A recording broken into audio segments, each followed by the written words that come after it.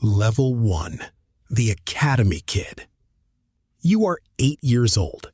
You play in the street outside your house. You play in the park until the streetlights come on. You play with a ball that is half flat. You play with jumpers thrown down as goalposts. You play at lunch. You play after school. You play in the rain. You play until your mother calls you in for dinner. And then you play in your head all through the meal. Your father coached your first proper team. It was a Sunday league side for kids. You scored 4 goals in your first match. The other parents noticed. Your father pretended not to be proud. He was very proud. A man stood on the touchline one cold Saturday morning. He wore a club tracksuit. He had a small notebook. He watched you for 90 minutes. He did not clap. He did not cheer. He just wrote things down. He spoke to your father afterward. He handed him a card. The card had the badge of a professional club on it. They wanted you to come for a trial. Your father did not sleep that night. Neither did you. You went to the trial on a Tuesday. There were 60 other boys. Every one of them was the best player in his town. You realized something standing on that pitch. You were not special here. You were ordinary here. That terrified you. So you ran harder than everyone else. You chased every ball. You tackled boys twice your size. You scored a goal in the final game. A coach put his hand on your shoulder. He told you to come back next week. The coach told your father you had something the others did not. He could not name it, but he knew it when he saw it. Your father nodded as if he already knew, because he did. You signed your first academy forms at 9. Your mother kept the pen. She still has it in a drawer, wrapped in tissue, beside an old photograph of you in your first kit. She watched you sign, and she did not smile. She knew this was the beginning of something that would take you far away from her. Training was twice a week at first, then 3 times, then 4. Your father drove you everywhere. An hour there, an hour back. He ate his dinner cold in the car. He never complained once. Your younger brother sat in the back seat with you. He played too. He was nearly as good as you. Nearly. You did not know it yet. That word would decide both your lives. You were a child chasing a ball. You had no idea what you were chasing. Level 2. The Scholar. You are 16 now. You left school with the bare minimum. Football was always the real plan. The club offered you a scholarship. 2 years of full-time training, a small wage that felt like a fortune. You moved into digs near the training ground, a spare room in a stranger's house. Other young players lived there too. You missed home for the first month.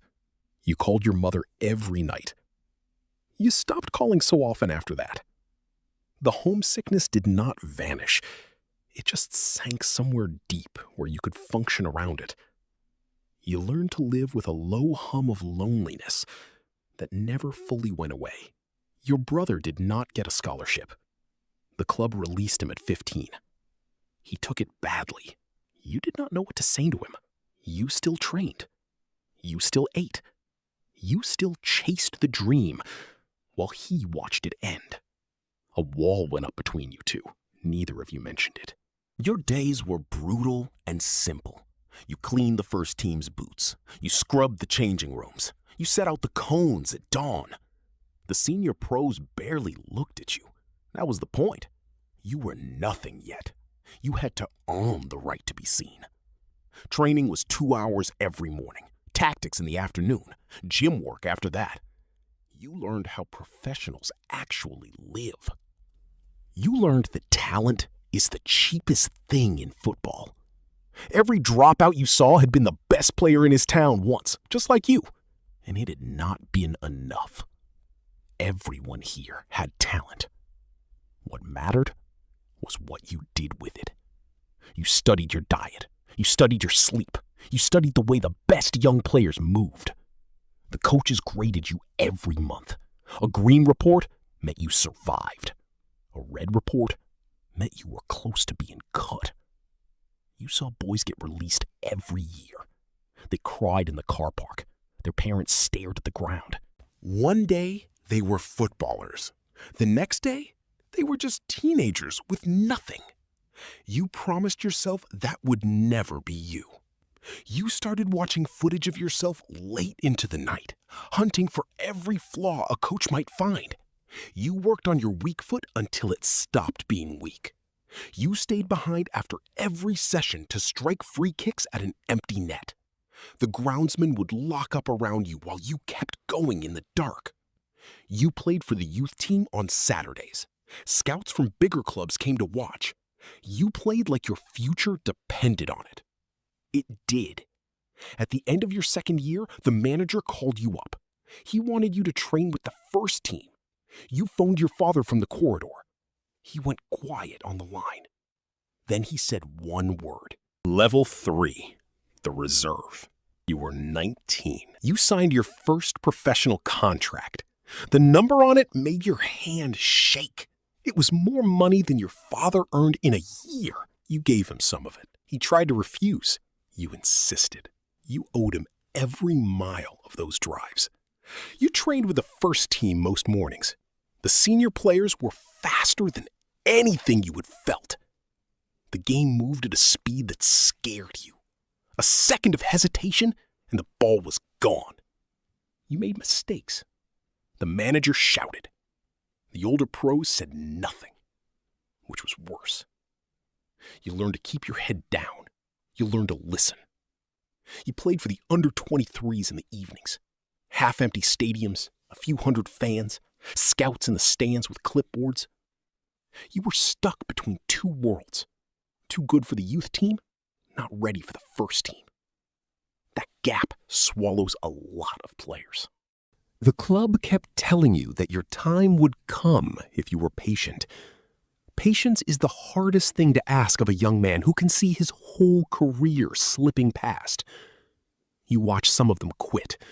You watch some get loaned out and never return. You sat on the first team bench a few times. You never came on. You warmed up in front of 40,000 people. You stretched along the touchline while the crowd roared for men who were not you. And the longing was almost unbearable. You jogged up and down the touchline. The manager never looked your way. You went home and stared at the ceiling. You wondered if you would ever get a chance. You met a girl that year. She worked at a cafe near the ground. She did not know who you were. That was why you liked her. Everyone else only saw the footballer. She saw the nervous boy ordering coffee. Her name was the only normal thing in your life. She would ask about your day and actually want the answer, not the autograph or the gossip. You found yourself telling her things you had never told anyone in the game. You started spending every spare hour with her. The manager pulled you aside one day. He told you the truth. You were not going to play for him this season. You were too raw. You needed games, real games, men's football. He was sending you out on loan. A club 2 divisions down, a town you had never heard of. You packed a single suitcase. Your girlfriend drove you to the station. You did not know when you would be back. Level 4, the Loanee. You are 20. The town was small and gray. The stadium held 8,000 on a good day. The changing room smelled of liniment and old carpet. The players were nothing like the academy boys. They were men with mortgages. They were men with children to feed. For them, football was not a dream. It was a job that paid the bills. They did not care about your reputation. They cared whether you could fight. The football here was different. It was faster in the body and slower in the mind. Long balls, heavy tackles, defenders who wanted to hurt you. You got kicked black and blue in your first match. The referee gave nothing. The crowd laughed at the fancy academy kid. You came home and lay in an ice bath, shivering. You almost asked to go back. You sat in that freezing water and questioned everything you thought you knew about yourself. You wondered if the academy had built you for a game that did not exist out here. You did not. Your father's voice was in your head. You scored your first senior goal in October. A scrappy finish from 2 yards. It did not matter how it went in. The whole team mobbed you. The crowd that had laughed now sang your name. You understood something that night. These men were not chasing fame. They were chasing survival, and that made them dangerous opponents and loyal teammates. An old striker took you aside and taught you tricks no academy coach ever mentioned. He showed you how to win a foul, how to rest on the pitch, how to score when exhausted. This was real football. Every result mattered to someone. Win bonuses paid for school shoes. A relegation could cost a man his livelihood. You stopped being a boy with a dream. You became a teammate. You grew tougher. You learned to win ugly. You learned to hold the ball under pressure. You learned to score when your legs were dead. The loan was meant to last 3 months. It lasted the whole season. You finished as the club's top scorer. The local paper put you on the back page. The fans who had jeered the soft academy boy now waited outside the ground for your autograph after every match. Bigger clubs started asking about you. Your parent club watched all of it. The manager called you in the spring. He wanted you back for preseason. He said you had grown up. You said goodbye to the small gray town. You were not the same person who arrived. Your girlfriend met you at the station. She barely recognized the man stepping off the train. Level 5. The first team breakthrough. You are 22.